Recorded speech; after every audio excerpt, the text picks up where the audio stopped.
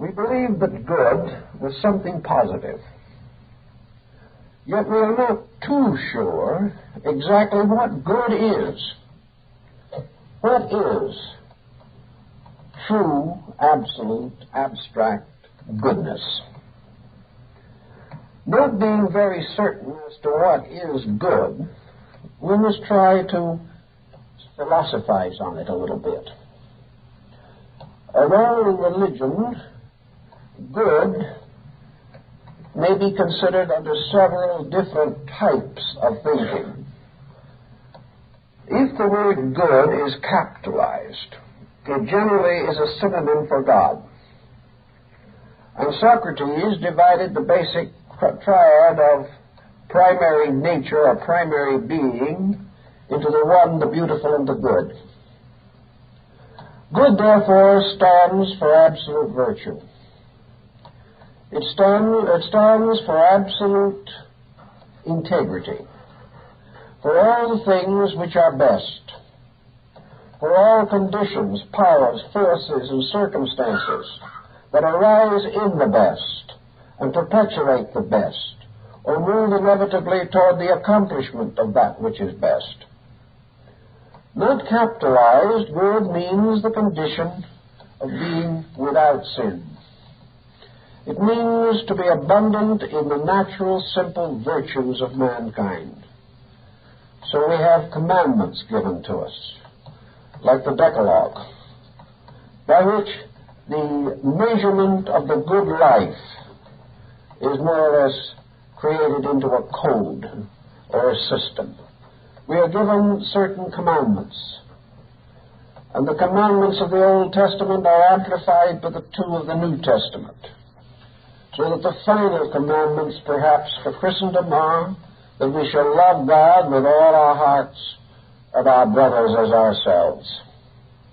These constitute the highest concept of the good life.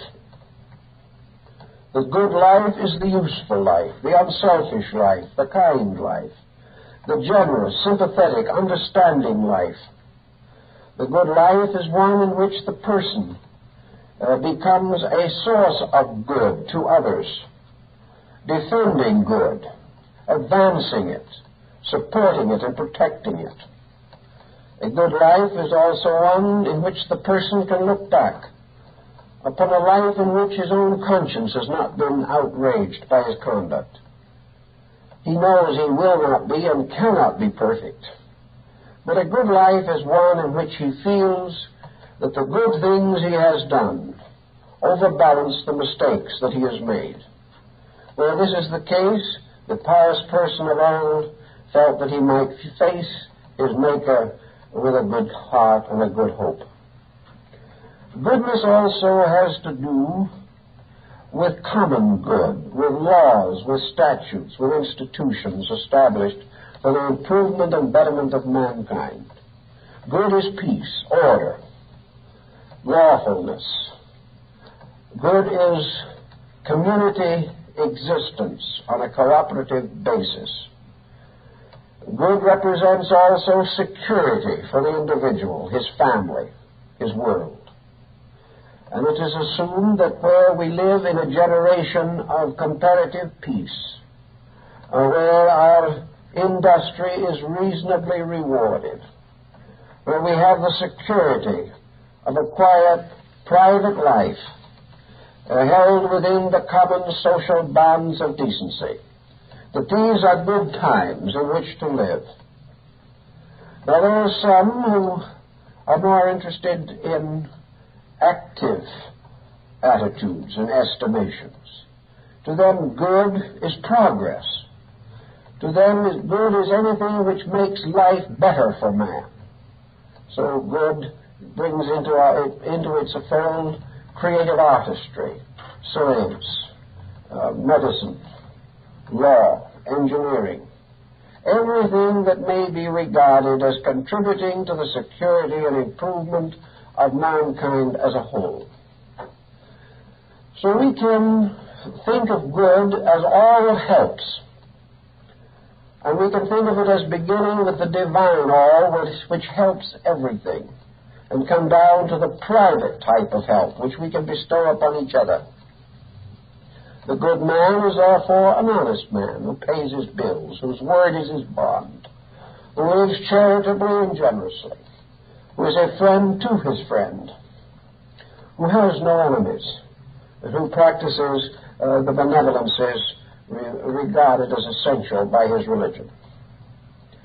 If he is not a religious person, as may be the case today, he may also achieve a certain measure of good.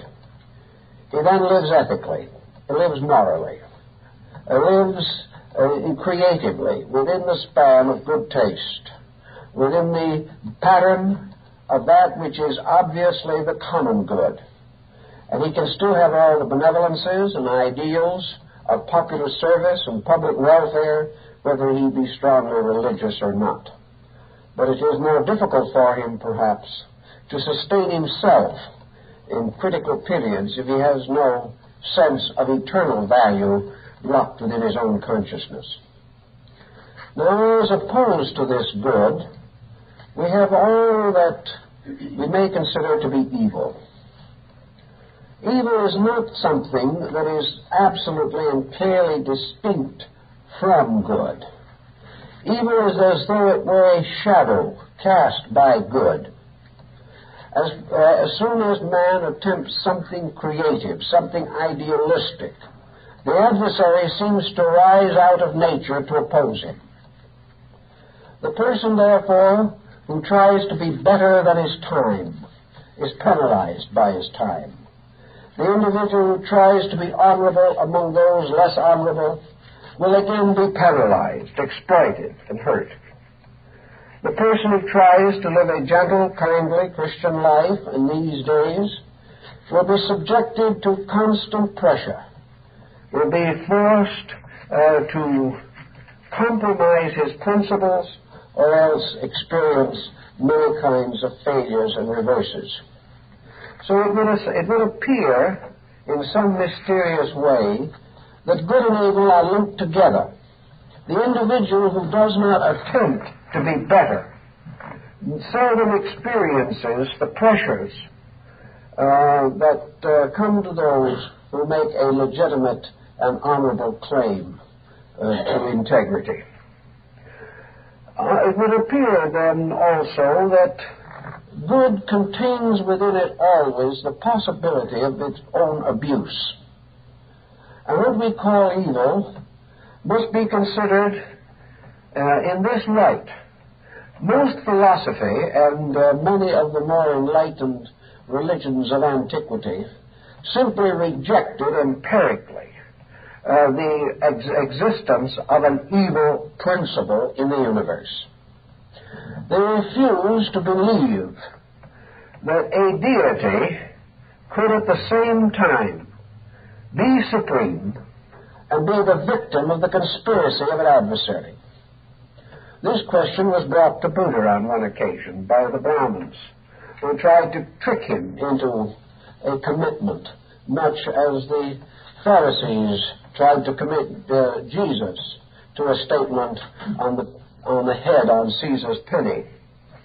The answer that Buddha gave to the question as to whether deity permits good and evil to exist, whether deity is the source of both good and evil.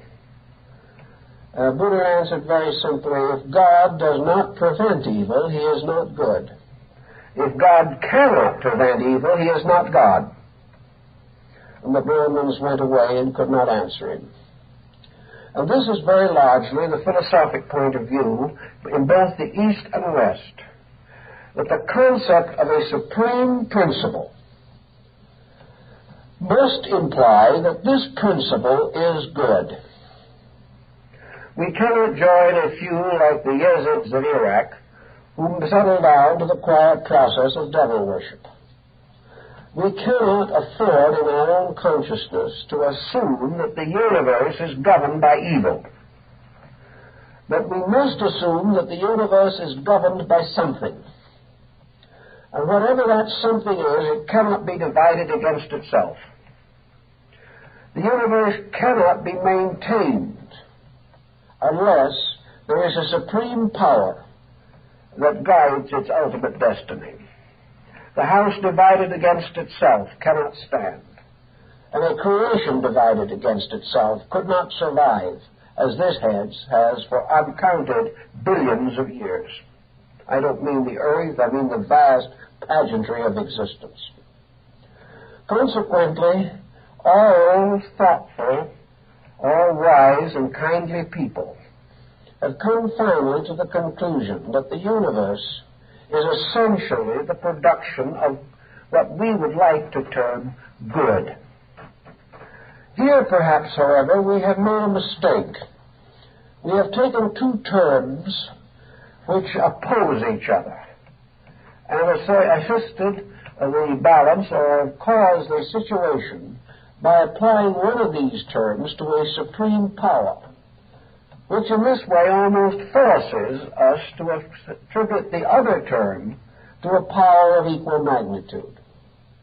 So the philosophers finally came to the conclusion that good and evil, as we use these terms, are both of them inadequate to express the nature of the original state of being. The universe was therefore regarded as a state of existence.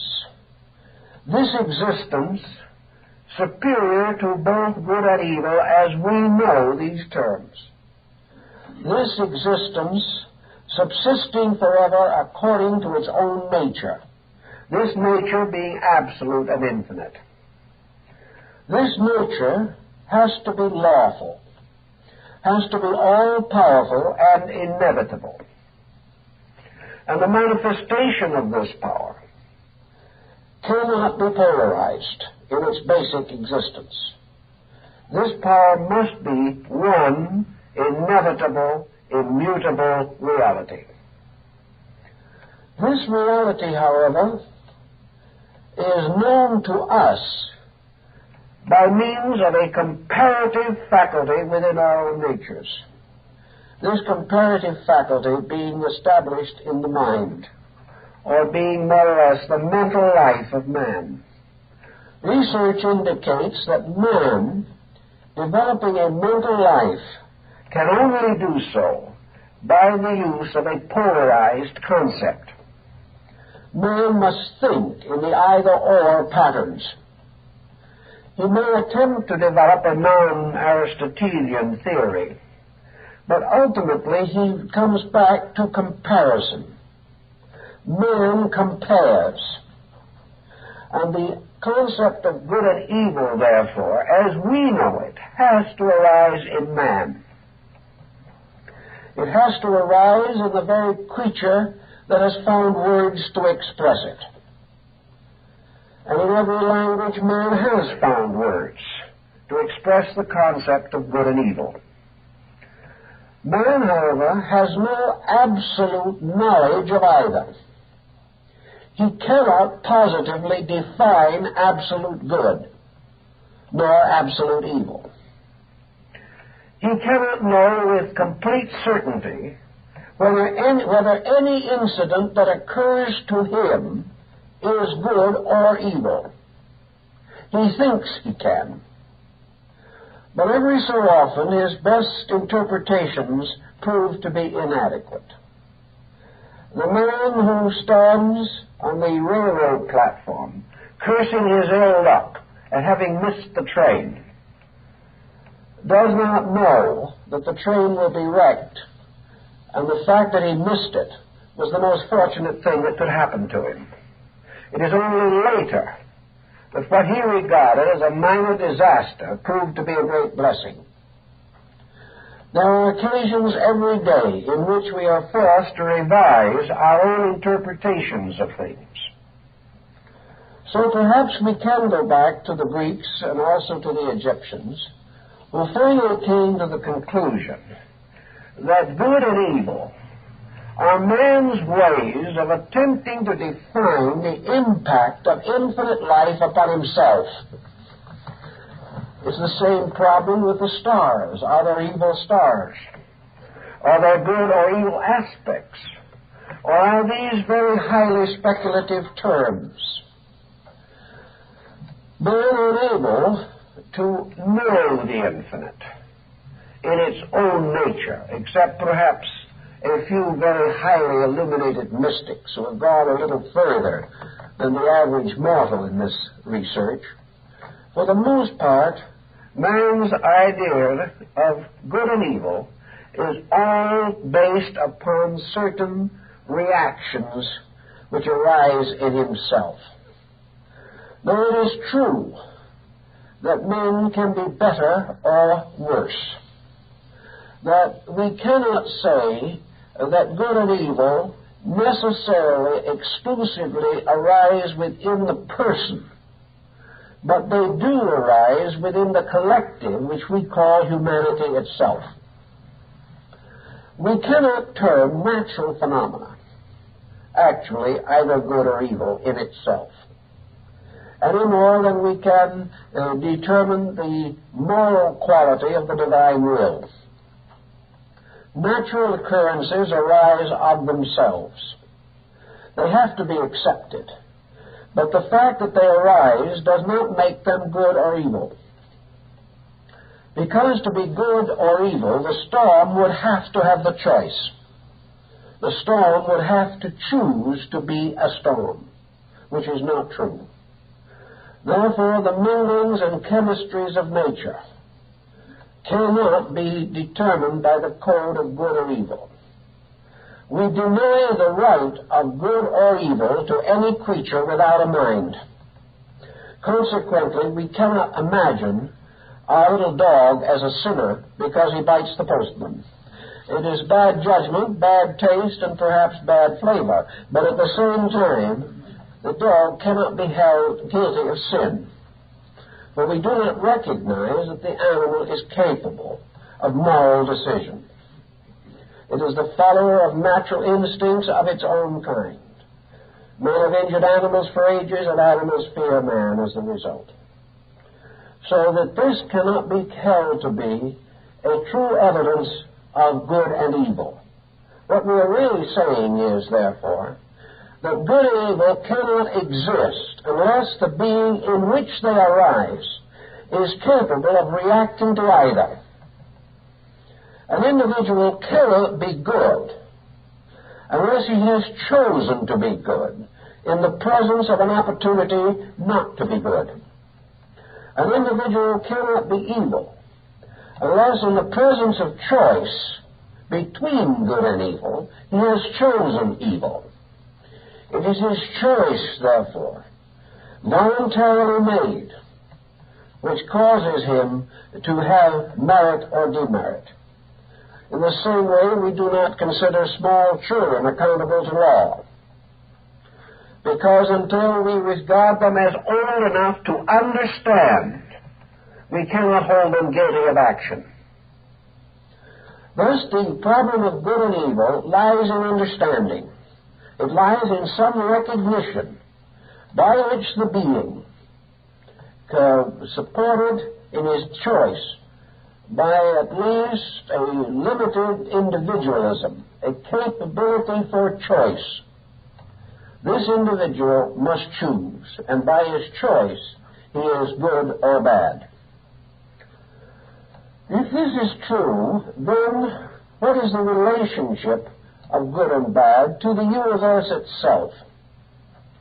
The answer is that there is no essential relationship, that good and bad simply arise in conditioned existence.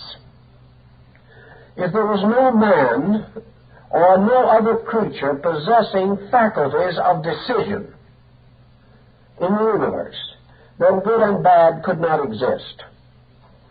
But if there is a creature arising anywhere in whom these faculties are developed, then when that creature reaches a point of self-determinism, good and bad are simultaneously launched upon his awareness.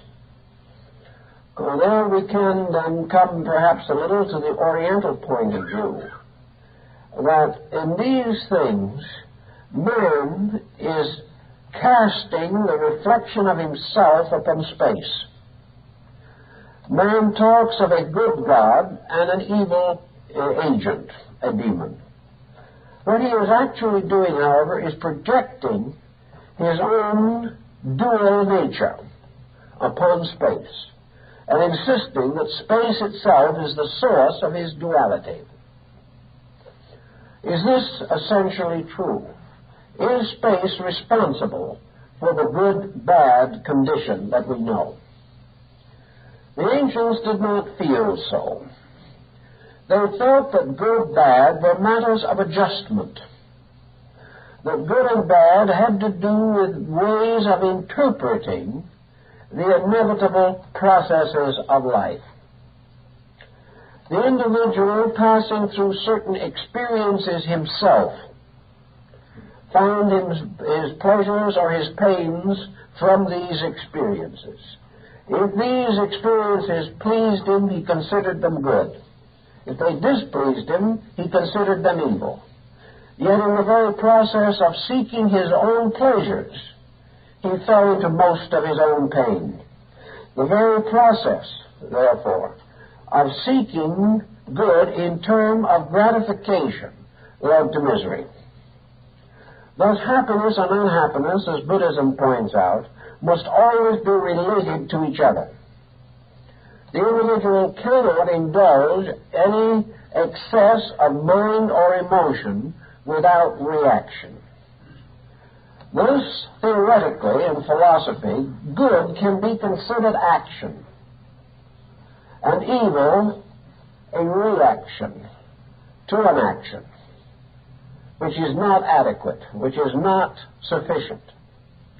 If the action is sufficient, if the action carries within it no ill factor, then the consequences can also be good.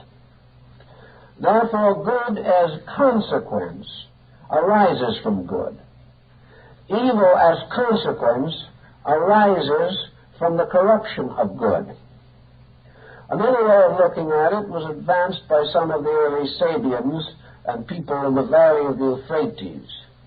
They took the attitude that there was a great cord or thread, like a musical string, uniting heaven and earth. It was divided into various intervals, and these were marked like the frets of a stringed instrument. And in this sequence of considerations, the thread extended from good to bad. And bad, in this case, was always one thing only, the least degree of good. We only had one thing. Evil, therefore, could be regarded as an ineffective degree of good, a degree of good that was not enough to accomplish very much. Even as darkness was held by some people to be the least degree of light. As good can be regarded as the greatest degree of a thing, so the least degree of that same thing, if it be essential or necessary, can be regarded as evil. This was one other way of trying to solve the problem. Good and evil also arise out of relationships. The individual in the desert is very anxious to have water. To him, water is the greatest good. To the drowning man, water is the greatest possible evil, unless he learns to swim at the critical moment. Thus, good and evil relate to situations.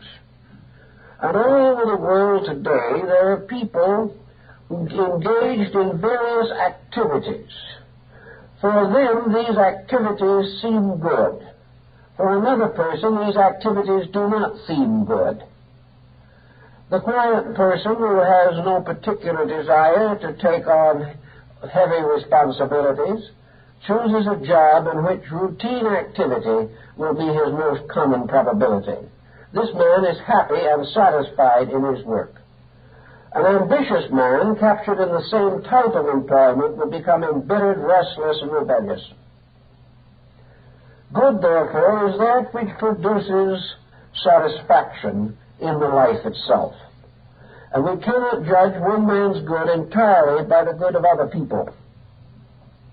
This is one of our common daily difficulties, is that we are all trying to help other people to be happy by helping them to be the way we think they should be. We want them to share a happiness that we have found, but when we force it upon them, they are miserable, because it is not their kind of happiness. Good also must be regarded as a term highly relative in relation to the changing patterns of civilization. Many things that were considered good long ago are no longer considered good. Things that were regarded as evil 50 years ago are now accepted as commonplace and not to be the cause of very much unhappiness or worry. In the Middle Ages, a man was good if he drew his sword quickly and killed the other man first. If he did not accept the challenge to a duel, he was not good. He was a coward. He lost all community standing. Today, this is no longer the case. In different periods of time, various values men have sought after have been regarded as the greatest good. Even today, there are millions of human beings industriously striving after various good things that are meaningful to them. Others have no share in this meaning, and each feels that others are wasting their time.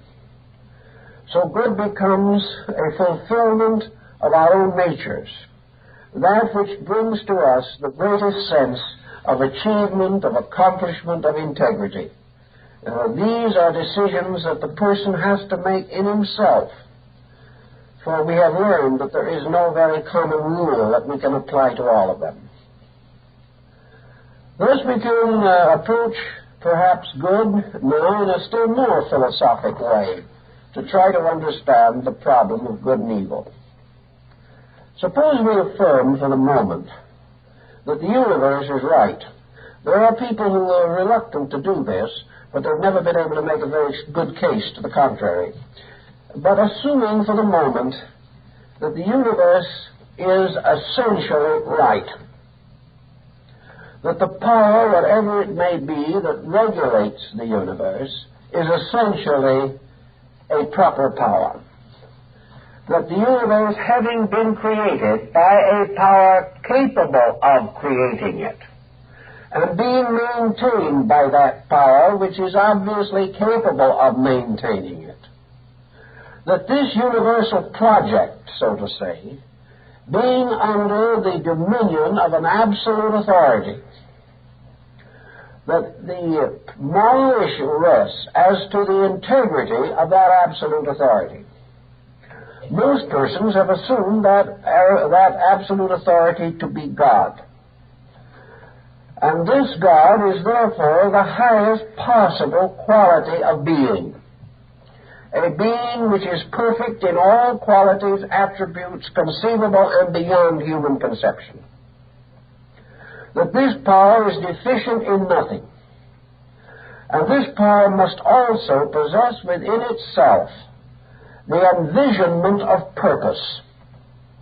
Whatever it is that exists, either exists for a reason or for no reason.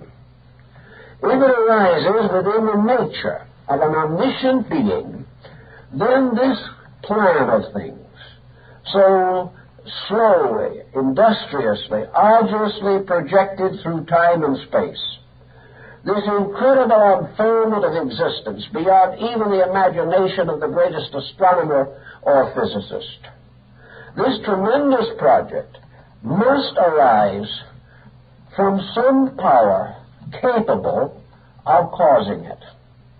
Even if we wish to assume that this process is continuous forever, then the continuing forever process has to have these attributes. And there is no reason to assume, even by the most materialistic sophistication, that the power that is capable of creating so vast and magnificent a projection, that this power is not also purposed or purposeful in some way. This massive production has to be going somewhere. It is inconceivable to assume that any power intelligent enough to create this pattern would at the same time permit it to die out in space in complete futility. We cannot assume that this creating power is merely a child fashioning something in a sandbox of atoms. There seems to be every indication that whatever this power is far wiser than we are, and man has never been slow to advance the merits of his own wisdom. So how can we assume that deity can be completely without purpose? Now, if we assume purpose, we are forced to assume that purpose is achieved through process. Everything that is happening in some way in relation to the fulfillment of purpose. If this entire structure, down to the smallest electron, is in a perfect harmonic pattern, held together by irrefutable and unbreakable laws, then we must have progress, process, unfoldment, ideation, evolution, whatever we want to call it. This tremendous pattern is moving from somewhere to somewhere. It is moving from something to something. It is moving from some condition to some other condition. We can observe this motion in part. Enough of it, however, to give us considerable security in affirming that there is more of this same motion. This means that if we are willing to accept that this plan indicates some kind of sovereign intelligence, that this sovereign intelligence knows what it is doing. In the Hindu thinking, of course, this sovereign intelligence fills all space as Brahma. It extends to the ultimate duration of time and eternity. The infinite absolute, which contains the entire galaxy of all conceivable created systems in space. This incredible immensity permeates all existence with its own nature. And its own nature is life, law, intellect, energy. This tremendous nature is the source of the infinite variety of manifestations that arise within it. Now, if this nature is the absolute, and is the ultimate creating power carried to infinity, if this nature is sufficient in itself, inevitable and immutable of itself, the creator of its own laws, and at the same time is unique, being the only of itself that can exist, then it becomes reasonably obvious that this power will not create an archenemy. This power with a purpose is not going to fashion a frustration for that purpose. There is no need for it. There is no conception that requires it. There is nothing in the processes of nature that reveal that this happened. Actually, it is impossible, as the Hindu really tells us, for there to be a hell within the body of God. And as there is nothing outside of the body of God, and every creature that exists is part of deity, the concept of damnation must mean that deity damns himself.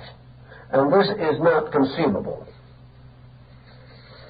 The second alternative to this is that the universe, with all the attributes which we have already mentioned, does not rise from a being, but arises from a complex of forces, of energies.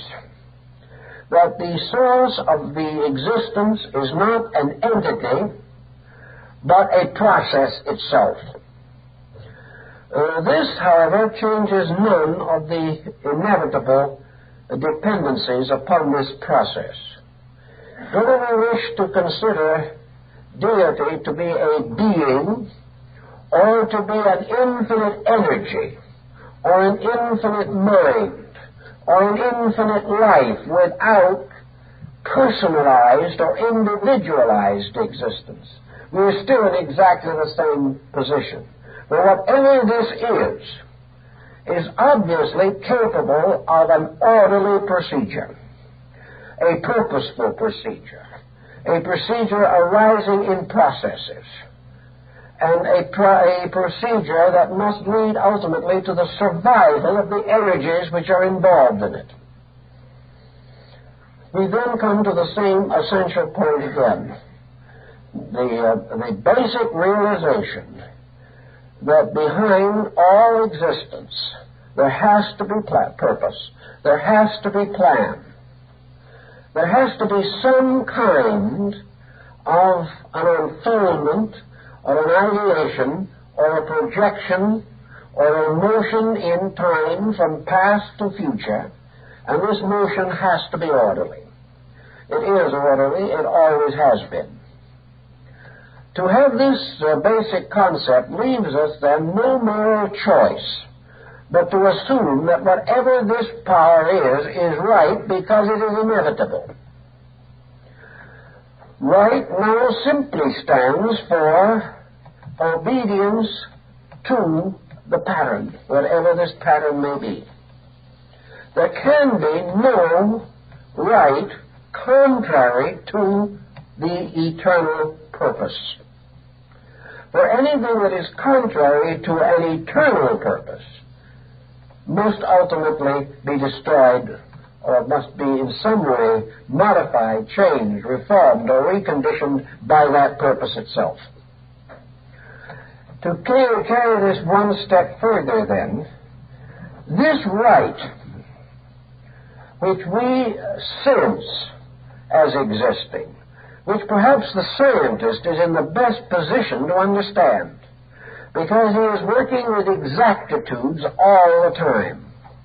This right we can call an exactitude. We can also say that certain laws, once noticed and considered, examined, researched, may be known to proceed according to their own natures to infinity. There is no evidence that these laws suddenly change their minds. So that we have the basic concept here, that this infinite purpose, whatever it may be, has to be right, because there can be no other purpose. We cannot rebel and walk out of it, because there is no place to go. If we walked forever, we could never reach the end of this purpose, this plan.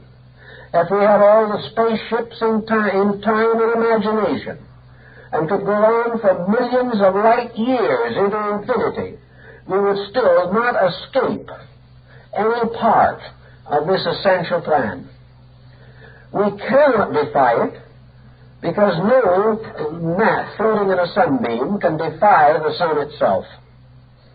We cannot in any way create an adequate conspiracy against it, because if we could unite all the wits of 10,000 solar systems, it would mean nothing. Whatever this thing is. And because this thing that is also the very center and substance of ourselves, all rebellion against it is merely intellectual will-gathering. There can be no rebellion. This thing, then, whatever this pattern must be and is, has to be right by its own absolute autocracy. It is not a government that we can overthrow. It is not a government which we can attack or assail. There's no use picketing it. There's nothing we can do about it.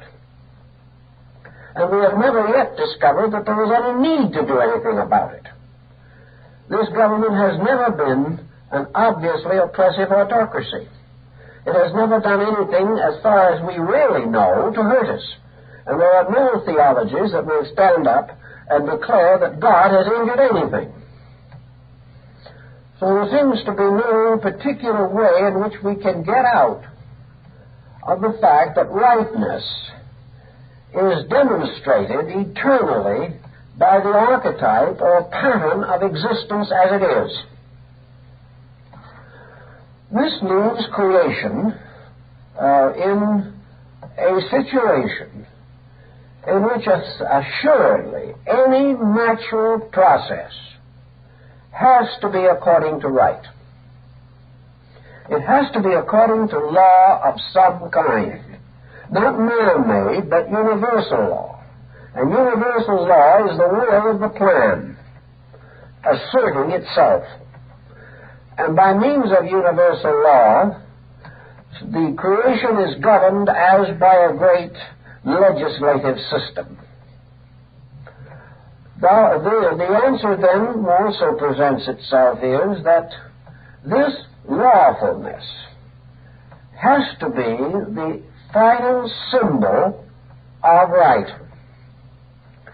Now, having a right that exists in a condition in which there is no wrong, because this particular kind of right has no shadow.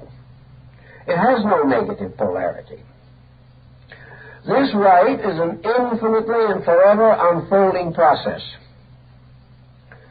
If this right is, therefore, lawful, eternal, inevitable, and if its motions will continue for hundreds of billions of years unchanging in their resolution to attain their own ends, then it must inevitably follow that if this rightness is right, its objectives are right, and its processes are right, we have no evidence whatever that this right will use evil means to attain right ends. We have no reason to assume that this right assumes that the ends justify the means, and therefore require any compromise of principles. We have to assume that the infinite, as deity, as truth, as reality, as integrity, must be forever honorable. Under such conditions, can anything that is wrong, can anything that is essentially bad happen? This is a very large question. For if anything bad can happen, then we have to assume that there is a contrary force, having a vitality and nature of its own, which can resist the operations of the universal agent. Most philosophical systems decline to accept this. A few religions have, but the great moral systems have not been willing to regard such a probability. Rather, they have taken this position, that in the unfoldment of this universal plan, an infinite variety of lives have emerged from the great seed life, which is the totality. These lives are in various degrees of growth and development. These lives represent parts and fragments of this greater life. But this greater life does not come into manifestation all at once. We're not sure that the great pattern of things has even been revealed in space as yet. We are somewhat inclined to suspect that this pattern is growing. That whether we believe it or not, space is constantly enlarging in some mysterious superdimensional way. Therefore, that this infinite being moves into expression through a series of waves, a series of great releases of life, which are periodically released all through space. just as the seasons produce various kinds of flowers and plants. And for all these there is a period of seed, of growth, of blossom, and of fruit. So in space, there is a constant coming forth of existences. And these existences represent various degrees of the revelation of the original life pattern. In Dante and Yoga and other Eastern systems of philosophy, and also among the Greeks, it was assumed that these seed lives, becoming embodied, must evolve through embodiment. Part of nature's program is the evolution of the species. We see this evolution in part around us in the growth and development of the mineral, vegetable, animal, and human kingdoms. We do not assume for a moment that these are all the kingdoms, but they are all that our own perceptions make possible for us to understand. We therefore assume that these kingdoms are ladders, and that these ladders in turn represent degrees of revelation or revealment of submerged life principles.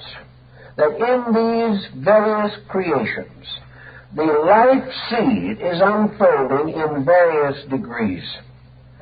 And that as these lives unfold, they gain various attributes, until in man we have the maximum number of these revealed attributes. Man is capable, therefore, of existing as a mineral, a vegetable, an animal, and a human being. As a mineral, he has a physical body, as the mineral has. As a plant, he has growth and reproduction. As an animal, he has emotion and sense. And as a human being, he has intellect. Thus, man has achieved a certain degree of unfoldment. This degree of unfoldment, however, is not complete. This degree of unfoldment is as yet imperfect. And in the course of his own imperfect unfoldment, he is struggling to gain control of the various instruments which evolution is providing. Why evolution provides these instruments and what their ultimate intention is can only be estimated in an abstract way. We can assume, however, that these bodies, faculties, powers, and perceptions of man have a continuing existence in space, and that perhaps long after he has outgrown the need for them, that other forms of life will require them. But man, passing through these various levels or degrees of unfoldment, comes into various degrees of intelligence. It is not proper to say, perhaps, that the lesser kingdoms are devoid of intelligence. There is a great deal of evidence that even the most humble forms of life do have some kind of psychic existence. Nor is there any reason to assume that any of these lesser forms feel themselves underprivileged. Each is fulfilling its own destiny with the degree of consciousness which it possesses, and for each of them the universe is as large as can be properly conceived of by that particular form of life. So we come now to man, who exists as a partly evolved creature in the midst of this vast structure. He is more aware, probably, of this structure than any of the lesser kingdoms, at least of its outer nature. It is quite possible that these other kingdoms are more aware of its inner nature. Perhaps intuitively they apperceive more than man does. But man, moving bluntly into objective relationship with things, perceives the universe around him and senses his own relationship to it in part. Now, man in his own development has developed this psychomental organism. It was necessary for him to do so. This is part of his natural growth. But at various levels in growth, we come upon the inconveniences of growing. Children experience these. It is no fun to simply grow up in this world anymore, from infancy to adulthood. It is full of pressures and problems. And man in his larger growing up process passes through infancy, childhood, adolescence, young maturity, and finally perhaps a fuller maturity. But these processes of growth all require adjustment. And man's evolution requires perpetual adjustment between himself and the pattern in which he exists. Just as young people are rebellious against society, so man in his evolution passes through these periods of rebellion. Rebellion which arises from his own sense of maturing intellect, coming in conflict with the real purposes of existence. Buddha therefore tells us that we have taken this tremendous plan, which we do not understand, and we have tried to interpret it. We had to try because this very plan is in us. We have to try because we have part of the energy of the plan striving within ourselves to reach out and grasp its own import. But we are seriously handicapped. Our growth is not yet sufficient to bring us into the adjustment which we want.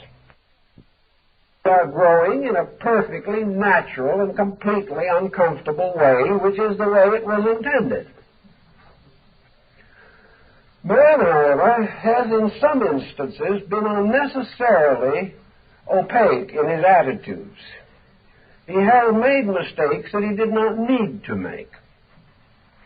He has made them because of the conflict between the sense of destiny in himself and the inability to release this sense of destiny in a reasonable concept within himself. Man senses his relationship to the infinite, but he is unable to make this sensing take on a fully rational characteristic. He just does not have as yet the skill to do it with.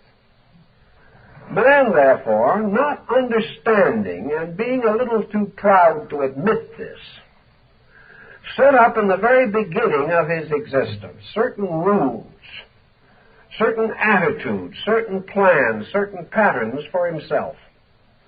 We have to realize that he did this at the worst possible time.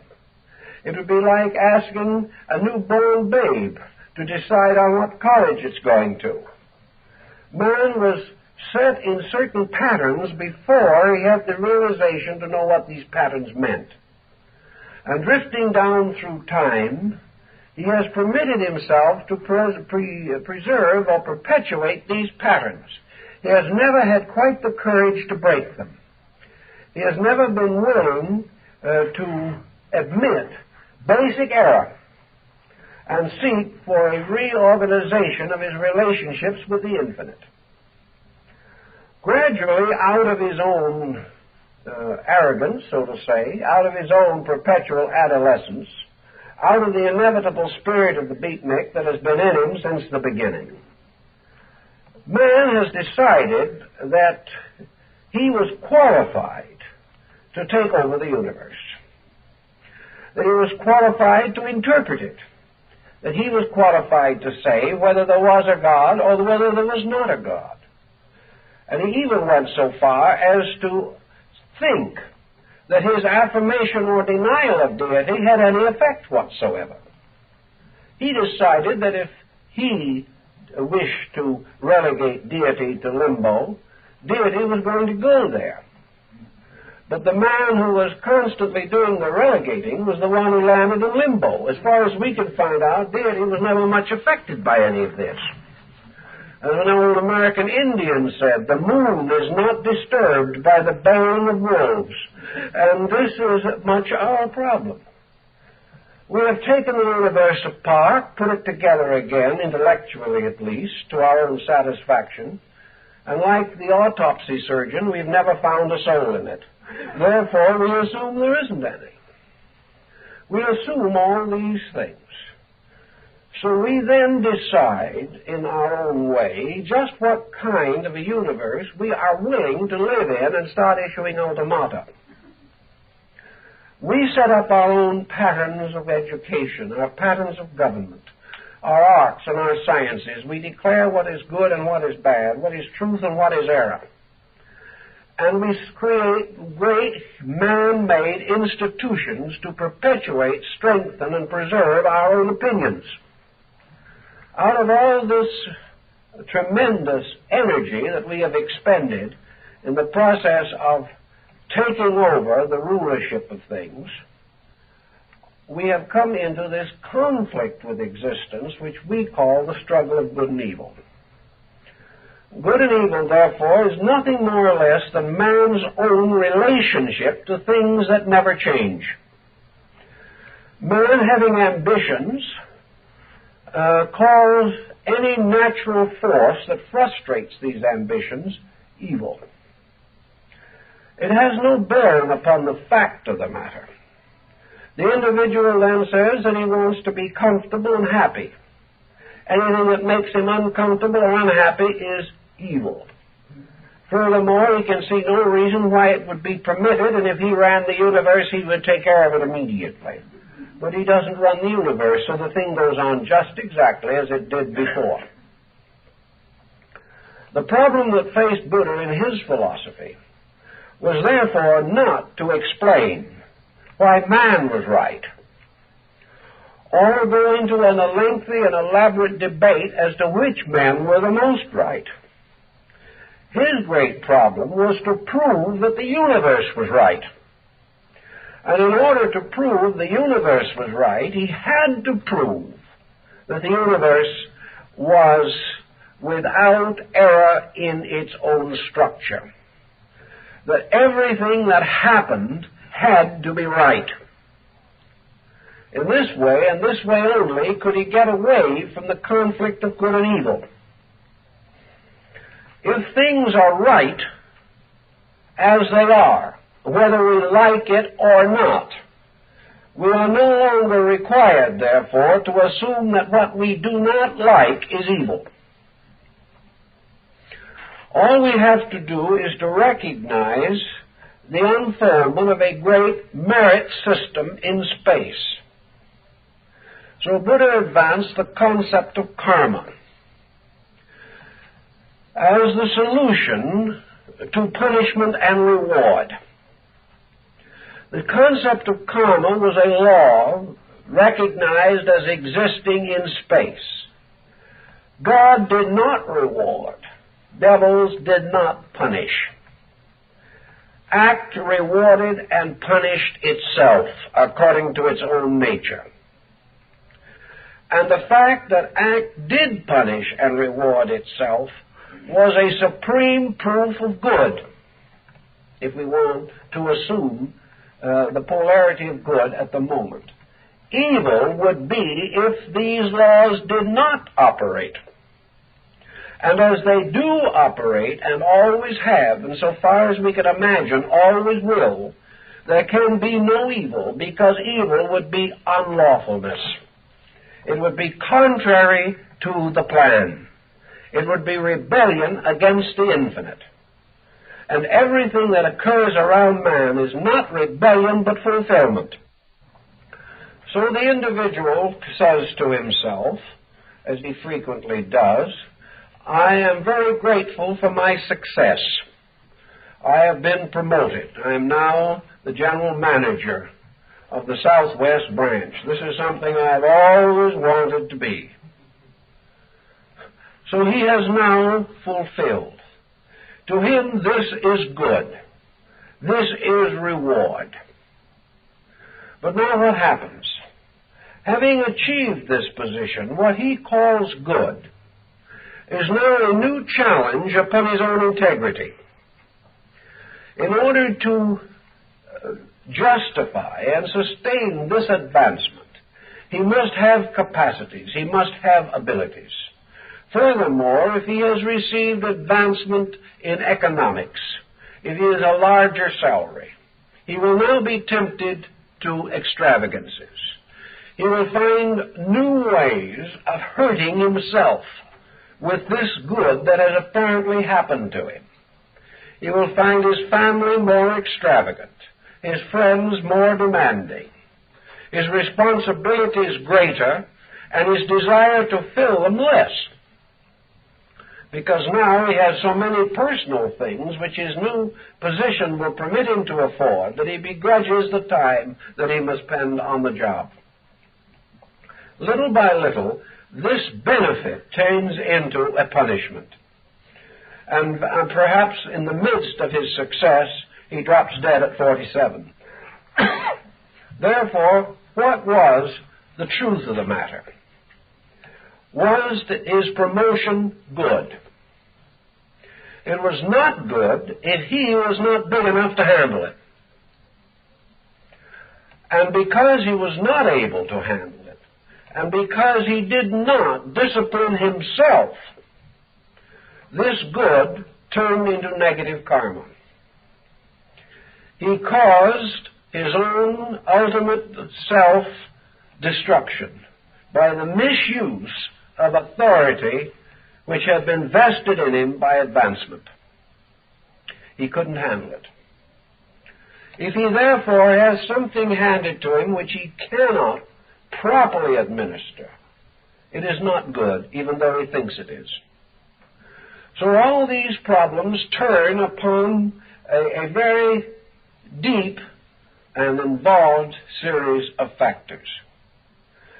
One thing that nature is demanding of us all the time is that the individual shall achieve victory over the situations in which he finds himself. Victory for man, because he is an intellectually integrated creature, always must involve self-discipline.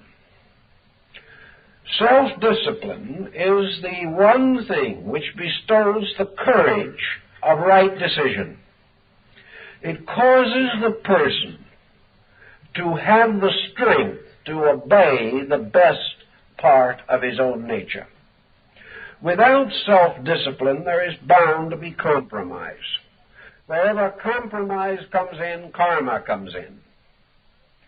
Wherever self-discipline is great enough to preserve the integrity of the individual, his advancements are beneficial and produce good. Unfortunately, however, the more good he enjoys, the greater securities or privileges society bestows, the less self-discipline he has. The ancient historians, looking back over the history of the race, therefore have decided that periods of prosperity were the greatest evils that ever befell mankind, and periods of adversity were the most beneficial. This is exactly the opposite the way we want it to be. But unfortunately, nobody asked us how we wanted it to be. We wanted, as most creatures have always wanted, to follow the natural law of inertia. If the consciousness in man departs entirely, he falls flat on his face. He is unconscious. He is dead. At least he is in a horizontal position. And as far as endeavor is concerned, we have always wanted to be in a horizontal position. We have regarded work as a penalty and leisure as a reward. We have regarded anything that challenged us and made us grow to be an adversity. Everything that left us alone, like the dragon in Siegfried, and let us sleep, was regarded as a great benefit. The whole matter was completely reversed because man decided what he wanted. Man's idea of the perfect universe is the one in which he does nothing and has everything. This is his plan. But for some reason, it doesn't jibe with the eternal program. So the individual locks himself in a desperate effort to convince God that deity is wrong and man is right.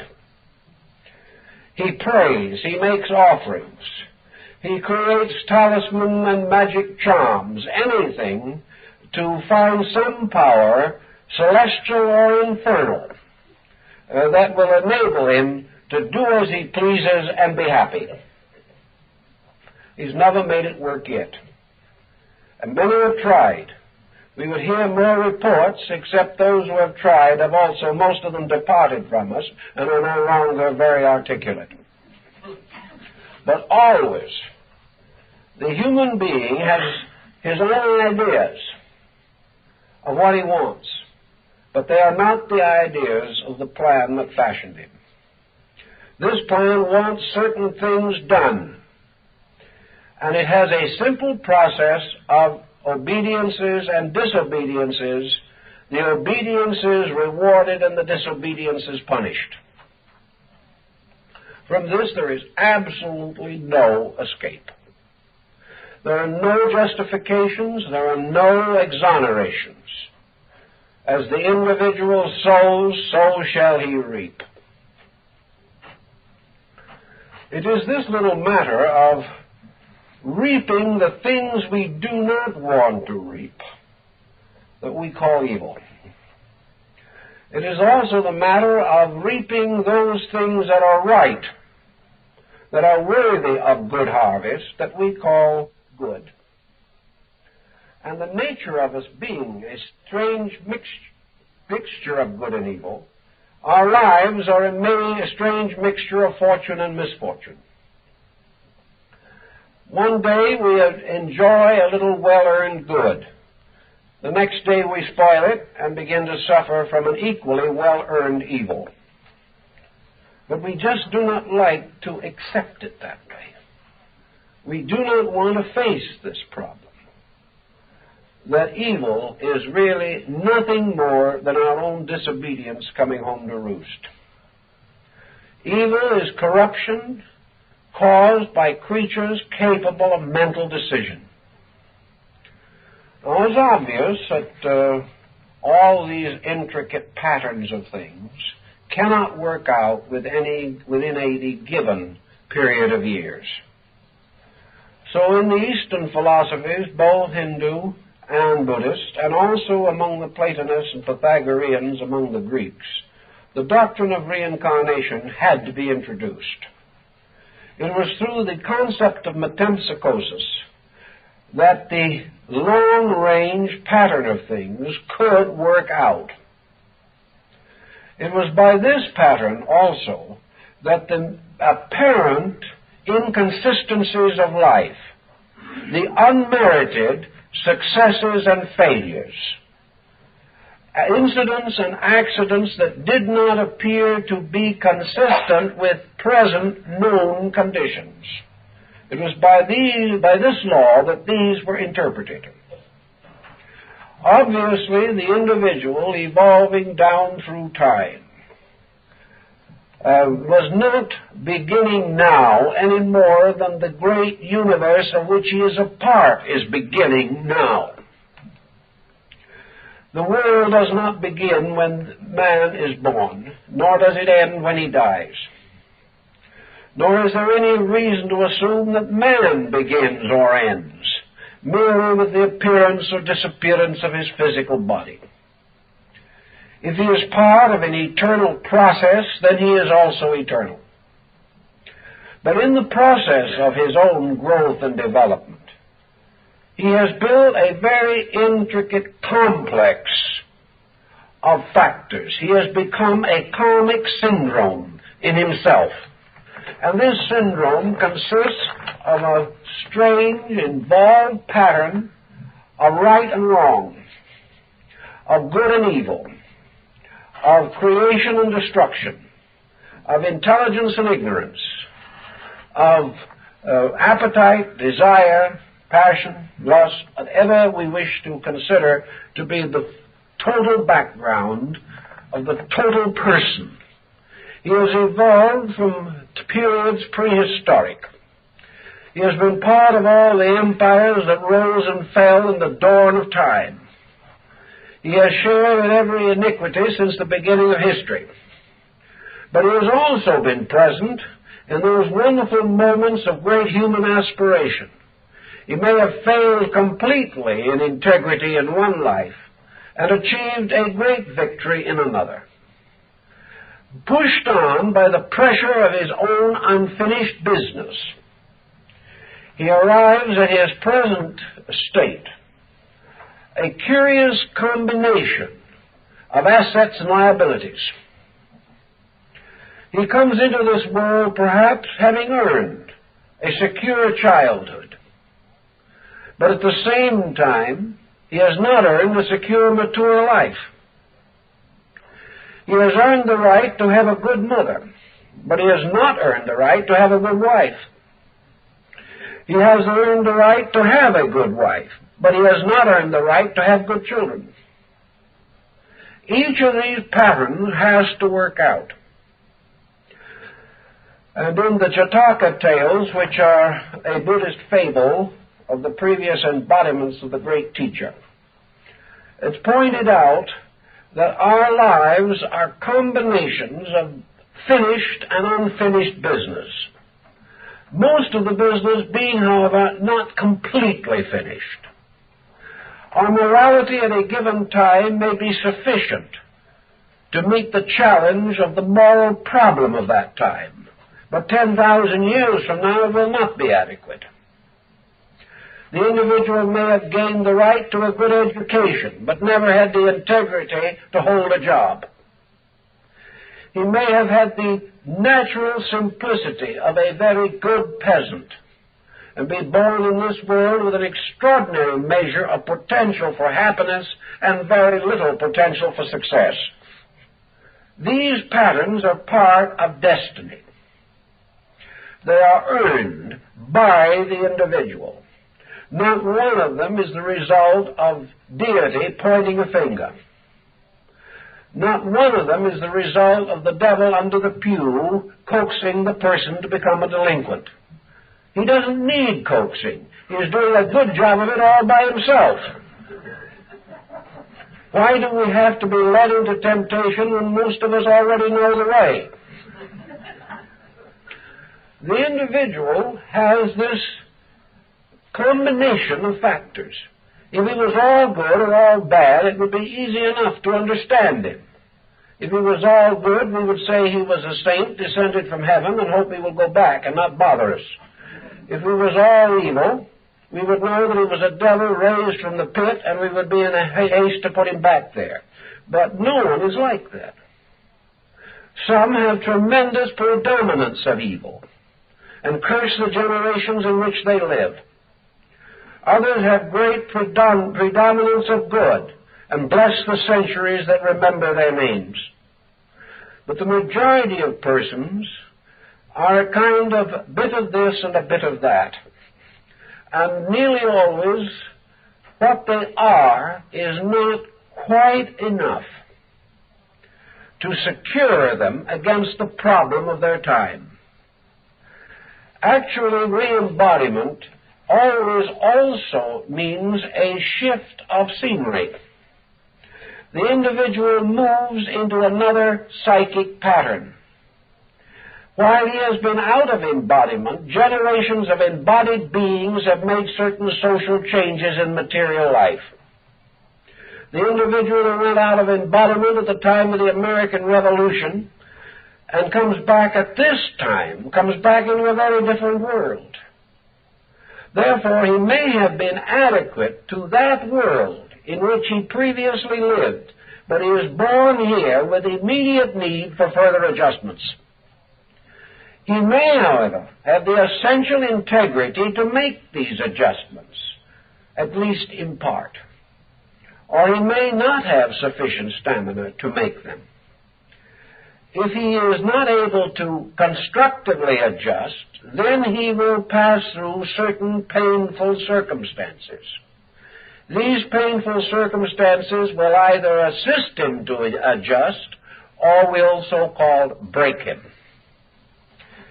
If he is not strong enough to meet the circumstances of the day, he may become an alcoholic and end this present cycle in delirium tremens.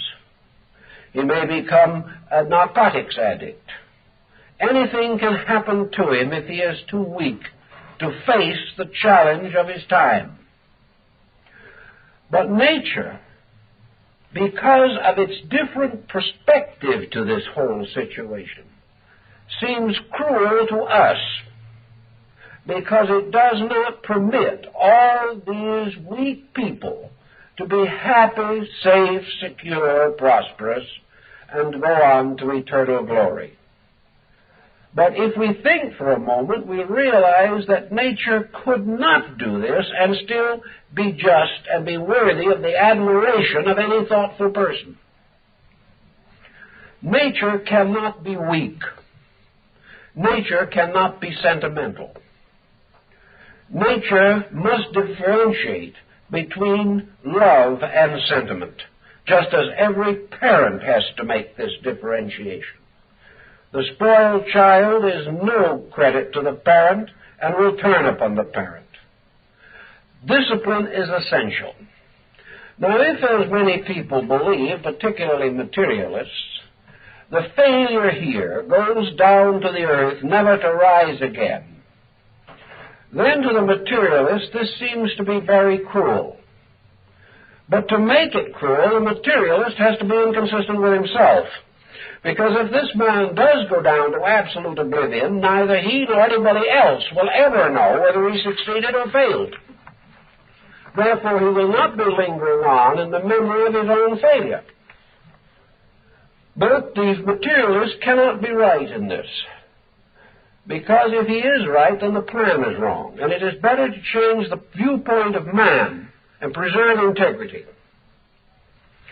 So we have to assume that in the great pattern of things, the individual who comes into this world to learn has learning as his objective, whether he knows it or not. If he can learn with a certain amount of joy, if he can accept his lessons with grace and dignity of spirit, this is good. This is the way it ought to be. But lots of people won't let it be this way. If, however, this person is born a rebel, rebels to the end, dies in bitterness, or completely overwhelmed by life, tries to revenge himself upon life by disintegrating his own nature, which is a common psychological problem, then what he has done is to create a tremendous karmic pressure. This individual is continually building a situation against which he must ultimately rebel. The fact that he passes out of this life as unrepentant is of no interest to nature. It doesn't care whether he repents or does not repent. The only thing that nature is concerned with is that this being shall come to its own spiritual maturity. This is the only problem. And in this system of thinking, no one can fail.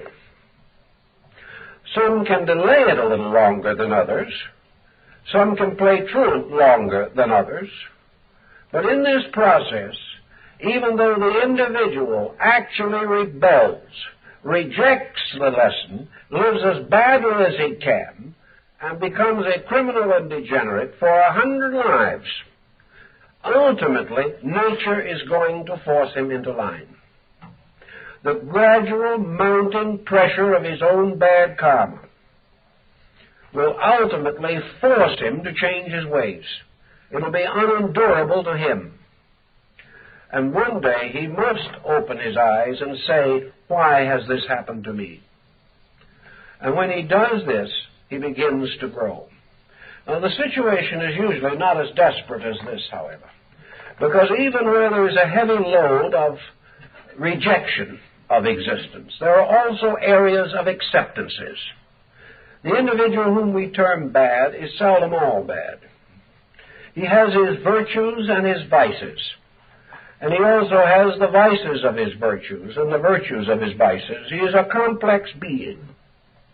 Therefore, in his karmic pattern, there are things with which he can face the next life with hope. But there will be a very, very heavy burden. One of the heaviest burdens that the individual has to bring back with him into life is the burden of a bad disposition, based usually upon a psychosis that he is the victim of unfairness. The longer the person, therefore, rejects the law, life after life, the more he is going to come back feeling himself the victim of evil, because he has refused to see the facts, because he has closed his mind to his own responsibilities, and has rejected the karma, which is his natural destiny. He comes back into life embittered, suffering from various delusions about himself. He becomes miserable by lack of simple courtesies, kindnesses, and gentlenesses. He finds it so easy to dislike and so difficult to forgive. This is simply due to the fact that he has never accepted the law. When a person comes back so drenched in this peculiar situation, he can also be a tremendous harm, apparently, to other people.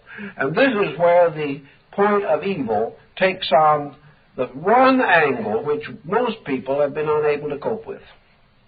Namely, why a person who is not responsible for another individual's difficulties should be burdened by them. A family with one extremely difficult person, the whole family brought to tragedy by that person. This is again, however, a karmic situation.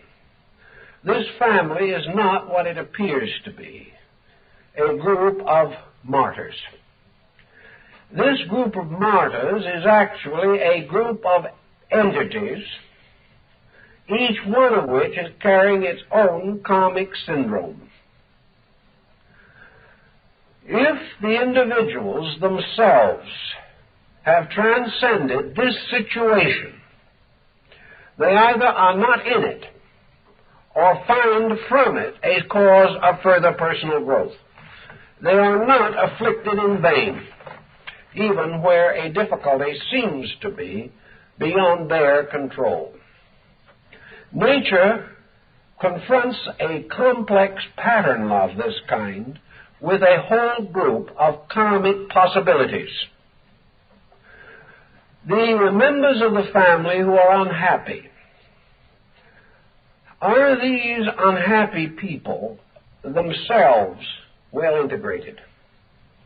Is this unhappiness taking place in the lives of clear thinking, better understanding, wisely equipped members of a family? Not usually. It is usually occurring in a family that does not even know what it's all about, that can only suffer, that can only wonder, and if it's pious, do a little praying for release. But this is not the actual answer to the situation at all. The members of the family were perhaps drawn into this pattern by a common karmic problem. But each one of them, in the course of association, has helped to make it worse. Each one of them has failed in the various attitudes and reactions which might have solved something. One has taken a negative patient attitude, which demanded no courage, no discrimination, but simply permitted continuous suffering to itself. Another individual humored too long until they lost control. Another member of the family would have stepped out long ago, but they wanted the estate of this unpleasant person and were going to hang on till the bitter end. One after another, these persons caused this situation to become an instrument for the working out of their own karma. To some, it meant patience to an impatient person. To others, it meant strength to a person not strong enough to have that strength, and therefore required to develop it if possible. To some, it meant honesty, not to cling to a dishonest situation even though it was comfortable. It meant that each of these persons was also involved in a karmic pattern. And if in that karma anywhere there was one person who understood through the situation, whose inner consciousness was great enough in that particular situation to understand it, that person was not injured.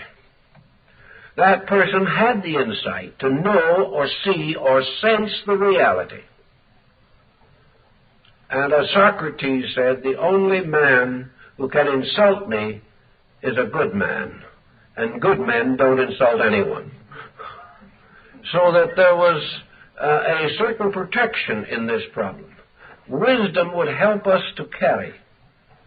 Insight makes it possible for us to meet responsibilities and bear them if necessary, with continual enrichment to understanding by right attitude within ourselves. So this little complex of situations really breaks down to ways of getting at various angles in a karma of 10, 12, 20 people, each one reacting according to his strength or his weakness. If he reacted according to his strength, he began to solve the matter. If he reacted according to his weakness, he was submerged and lost in it. But each of these patterns was fulfilling itself. The pattern could not have touched them had they not needed the lesson. It could not have operated in their lives had they not deserved it. So that each individual is in a wonderful way guarded by his own deserts. Now we might want to wonder, perhaps, how it is that a mysterious universal power can set someone down in the midst of a particular family and very carefully measure all this karmic circumstance to make sure that nobody is cheated of anything. This seems worse than the old story of the archangel keeping the books of judgment. It sounds like a very heavy task. But there's no task at all, because it doesn't make any difference where any of these people are set down. It doesn't make any difference at all. Wherever they're placed, their reaction from the karmic needs of those around them will reveal where the lessons lie. There's no way of escaping it. It may be that this individual is placed in a group of people, all of whom are so self-centered that the unpleasant person can't hurt any of them.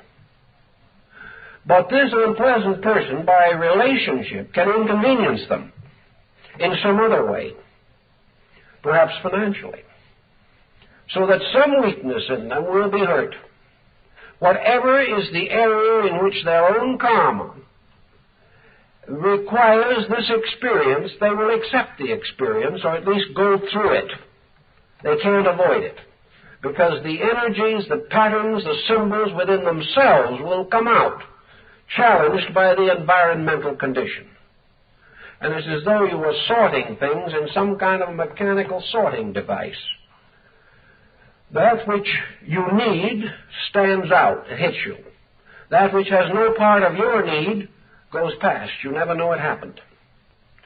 But always in every one of these combinations, some chord of karma is struck. And it is always the chord of what you need. There can never be injustice. And anybody can be put down anywhere and create a situation which will help somebody else to grow. Now, it may be an unpleasant way of helping, but the growth is inevitable. And that is nature's essential end. Therefore, what we commonly call good and bad merely refers, in the deepest essence of the matter, to strength and weakness in ourselves. Attainment in ourselves is of itself good, and the productions of that attainment in life will be benevolent. By these attainments, we achieve value. We come to be known and appreciated by persons of attainment. Our own attainments give us the grace and the dignity and the courage and the quietude to handle our lives in an orderly, gentle manner. We are not going to cause trouble for ourselves. Having attained a certain level, we are not going to poison our own natures with our hates and our difficulties and our antagonisms. We are not going to do any of these things. Therefore, our achievements, our attainments, are going to make life good for us. But as we cannot have attained in everything, as even Buddha himself had to pay his last karmic debt on his last day on earth, so it is not assumed that any life can be so completely perfect in karma that no adversity will arise, no problem will present itself, no new application will be needed. But the person whose karmic good is strong in him will have greater facilities out of his own integrities to meet the circumstances that arise. He will accept his duties as opportunities. He will bear them with insight and patience. And even though he may go through temporary periods of inadequacy, he will triumph in the end.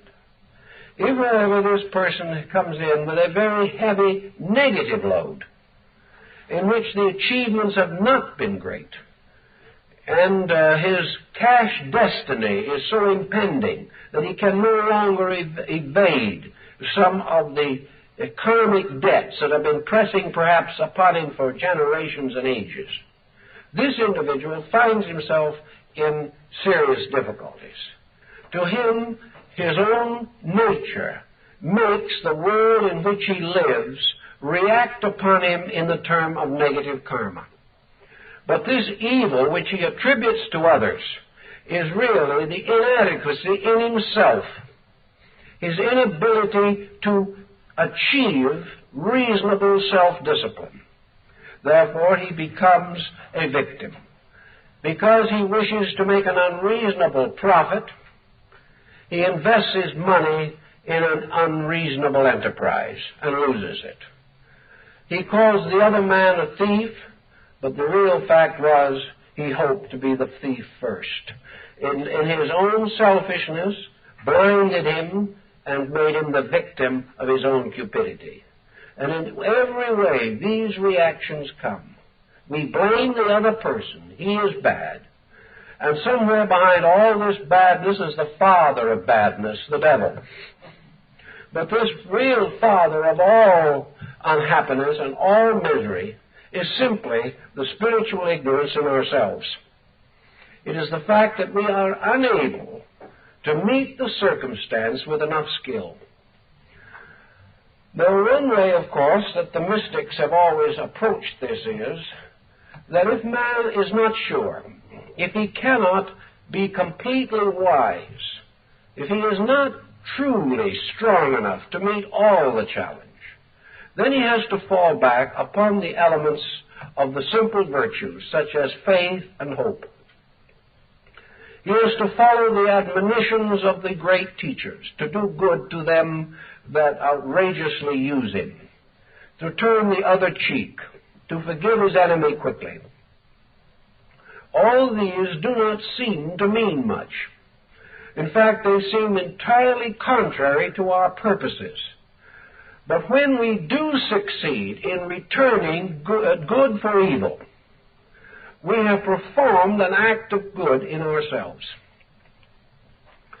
We may be the victim of this other person's conspiracy, but if we contributed nothing negative to the event, but held to the best principles that we know or believe, and when we cannot be assured of exactly what to do, we do that which is gracious, kind, gentle, honorable, helpful.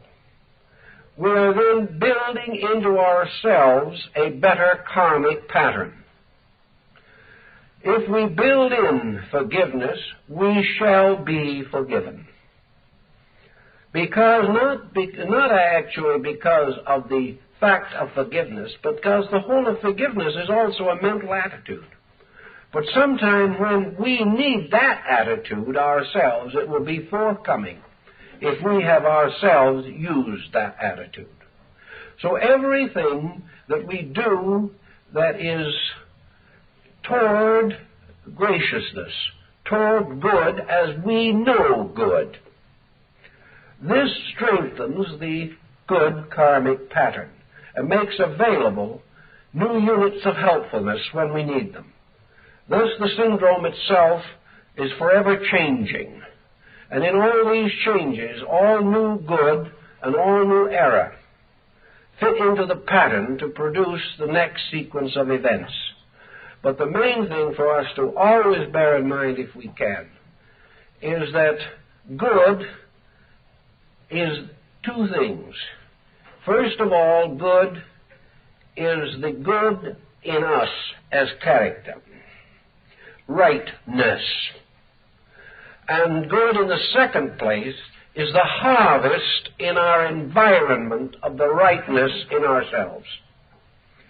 Evil is primarily the ulterior motives of our own minds and emotions.